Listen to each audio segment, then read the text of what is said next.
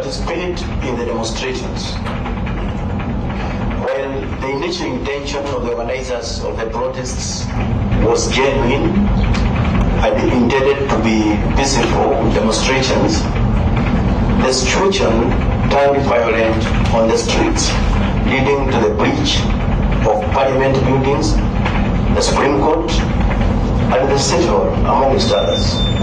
Also, many private businesses, mainly within Nairobi CBD and other most hotspot areas, were broken into and property destroyed and looted. To restore public order and security, the National Police Service officers responded swiftly to disperse the road crowds.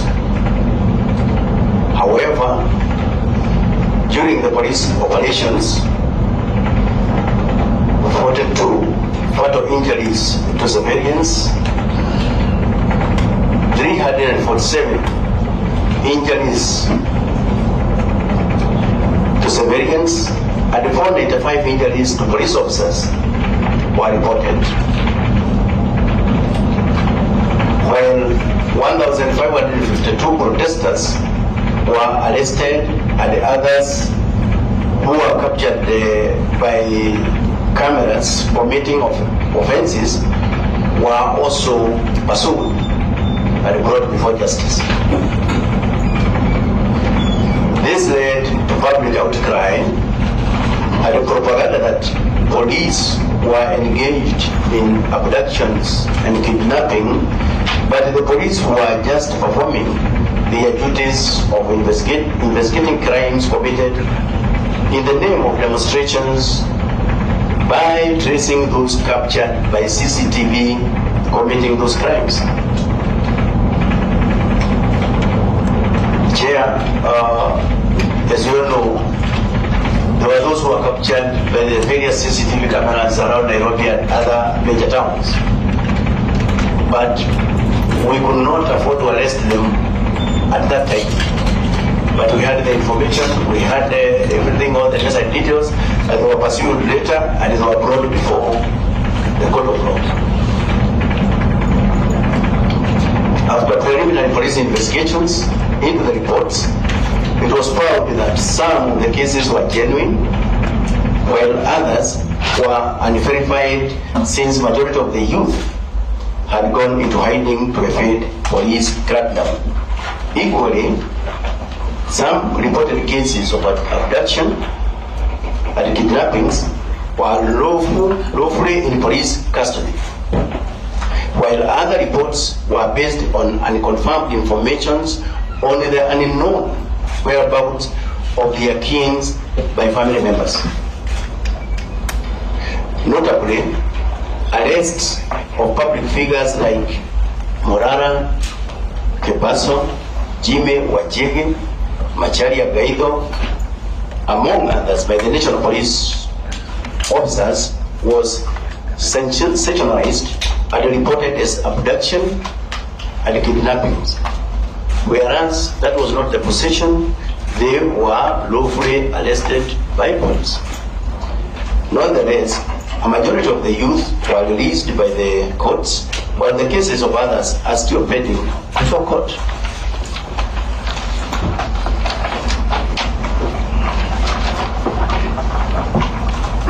The total number of individuals reported missing due to kidnapping and abductions since June 2024. And previously I made it clear that police don't abduct, police don't kidnap. Police only arrests and we detain in the lawful facilities, that is within police stations.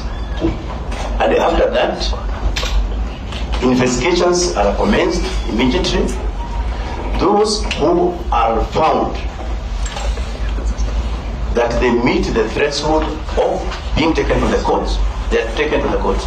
Those who does not meet, they are freed immediately. So that is the procedure. So the issue of kidnapping and abduction is not there in the police. So normal police, the National Police Service has since recorded a total of 57 cases of kidnappings and abductions that were reported countrywide from June 2024 to date, as shown in the table below.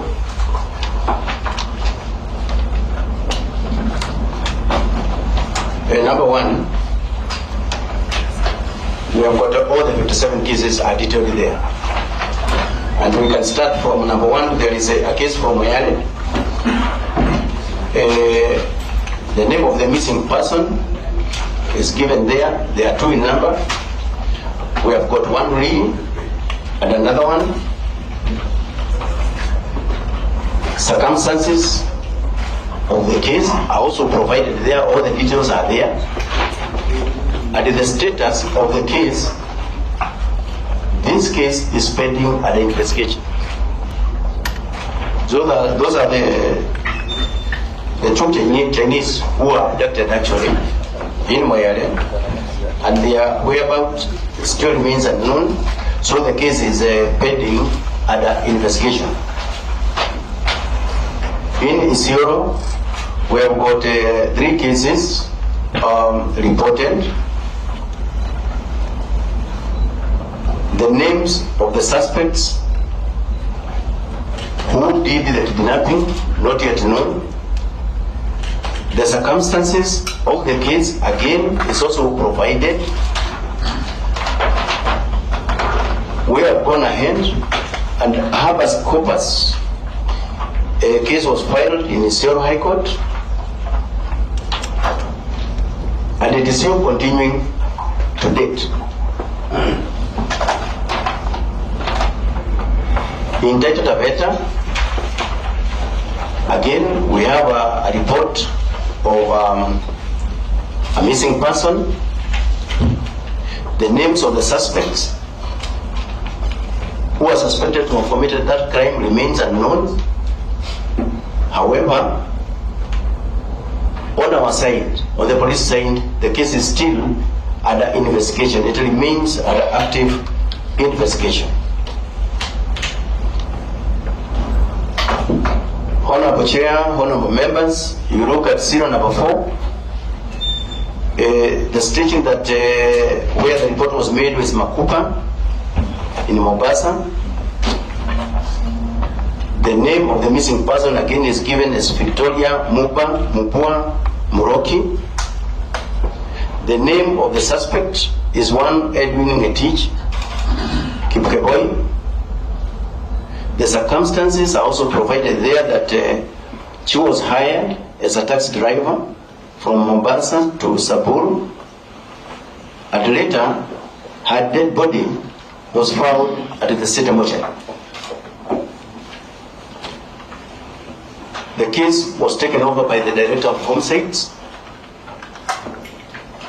It is still pending under investigation, and we have arrested several people on that matter. We can go on up to the last case through the provided details.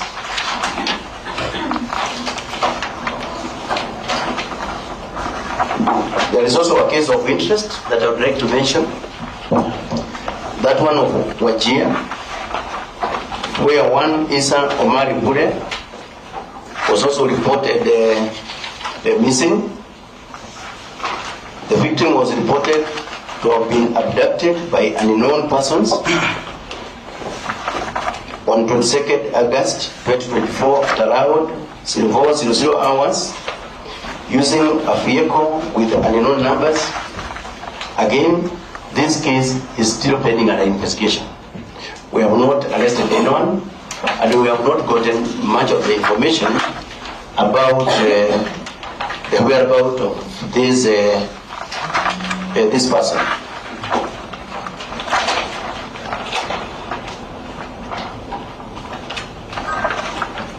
We have others reported from Madeira.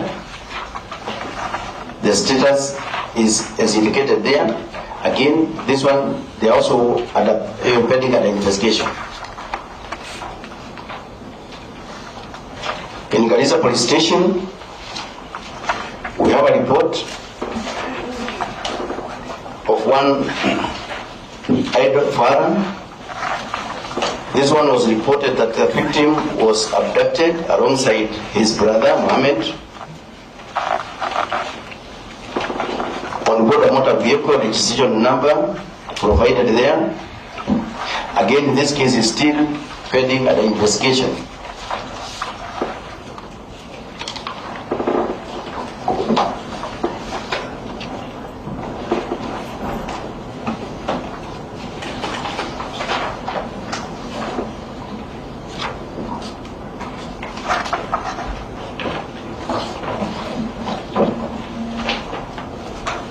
There is also another case that I wanted to highlight to the honorable members and chair of this committee.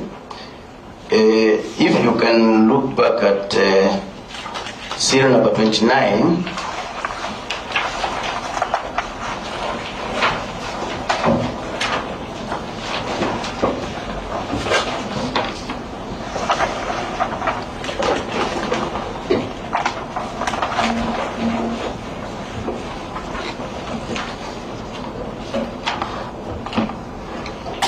where we have Amina, we have another person by the name Dahambo, and then we have Musaiba Abdi. In respect to that case, 2 people have already been arrested. They are with us. The details are provided there, whereby the 3 left is 3, section 3, for Jam Street to seek medical treatment, and were reported missing. Where is that? That is serial number 29. 59.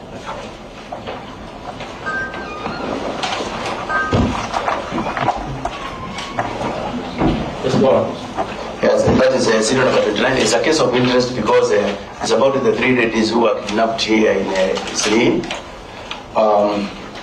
And I thought that I can highlight on it. So the 3 left Sri. Then later on, their bodies were discovered, having been killed and dumped in different locations within Nairobi. We have carried out detailed investigations, and we have already arrested one person who has actually been placed at the center of that heinous crime. We have already taken him to court. We have been given 14 days so that we can be able to continue the investigations. But what I'm trying to say is that all these cases, we are on top of them. And at the end of the day, whoever has committed any of these crimes must and will have to be brought, we will have to bring him to book. That is our mission, and we are not going to relax on that one. We are going to remain very, very active on all the cases of that nature, especially those related to what is happening, especially now.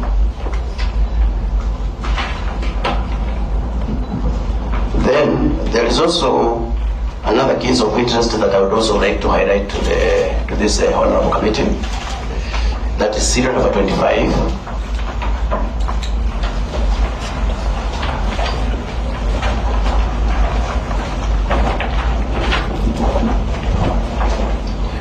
Again, this report was made at the Dasville police station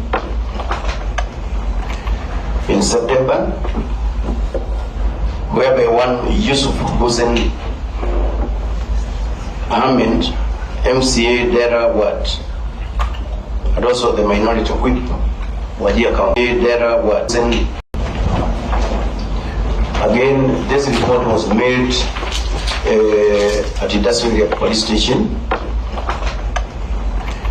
in September, whereby one Yusuf Hussein Ahmed, MCA Dera Ward, and also the minority whip, Wajir County Assembly, went missing. So far, after the report was made to the police, we have been carrying out our investigations, and this case remains active to date. We have not yet gotten additional information on the whereabouts of this honorable member of Wajir County. We are still appealing to the members of the public, any person who could be having any kind of information that can assist us, to come forward and assist us with that information.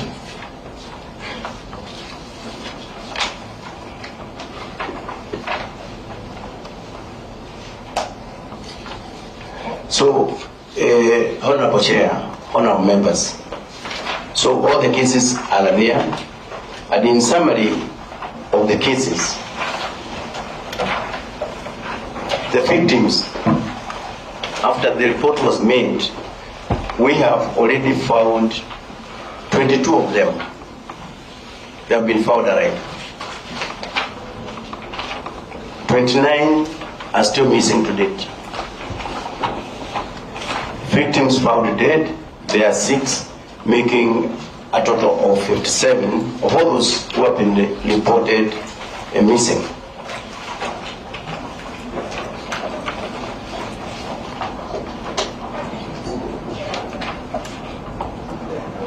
Then I would also like to mention that active ongoing investigations into the death and injuries to the abducted individuals, where police have made a breakthrough in the investigations. The following are the ongoing investigations related to the abduction, kidnappings, where arrests have actually been made. Number 1, abduction and the sodomizing of one Bruce Kajira. This one, Honorable Chair, Honorable Members, I would like to invite the Deputy DCI to give highlights on the same. If allowed. Thank you, Chair. Before I go to that, the DIG has said I've got something to add on Moyale, number 1. Moyale case, I'm very proud to be here today, and I can tell you that I was the OCS Moyale Police Station in the year 2002. And the school that we are talking about, where this disappearance happened, was a very good school then, apart from Moyale boys. These Koreans used to be our friends, and they used to provide affordable school fees for the locals. Again, when it happened, we took our elite team, the anti-terror, because we somehow associated the incident with the terrorism.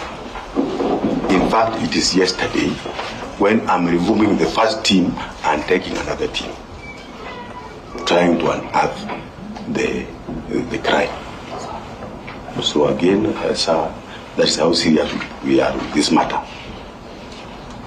So again, I would go to number 22, which I think to us who sit here is the only kidnap that we could report, because there was ransom that was demanded, and it was involving a police officer.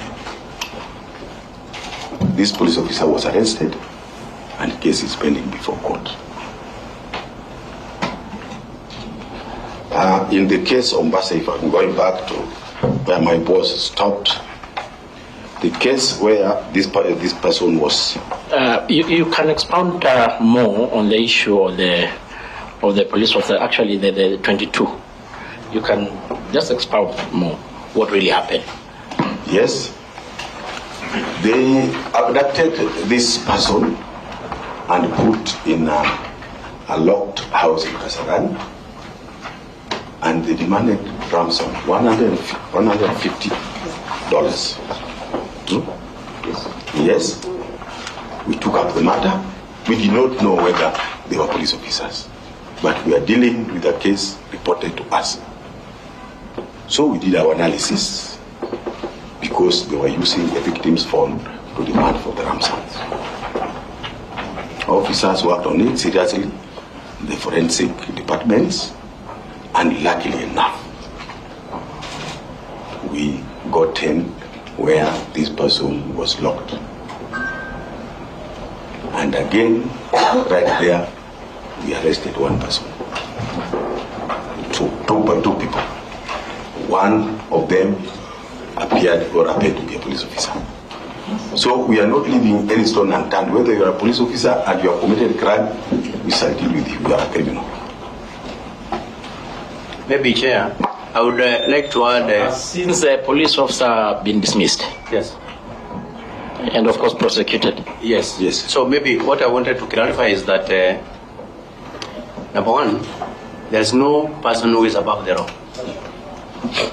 Whether you are a police officer or not, if anyone commits a crime, he or she will be subjected to the law. Will be subjected to the law. That's the reason why, even when the investigators were investigated, they did not know in the first place that it was a police officer. There were police officers who were involved in that particular issue. Later on, it was realized that they are police officers. But what we want to state is that, regardless of the status, every person who commits a crime will have his own time and day before a court of law. Thank you, Chair. Thank you, sir. Going back to where IG left for me, that is 1-2. Active ongoing investigations into the death and injury to the abducted individuals where the police have made a breakthrough in investigations. The following are ongoing investigations related to abductions, kidnaps, where arrests have been made. Number 1, which means A, 1-2, page 14 of 17. Yes.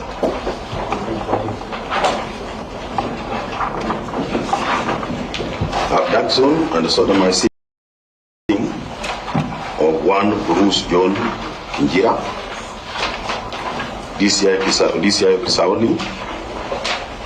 4, suspect alleged to have committed the offense, namely Abdul Hassan Atman, alias Sinda Simba, of unknown ID number.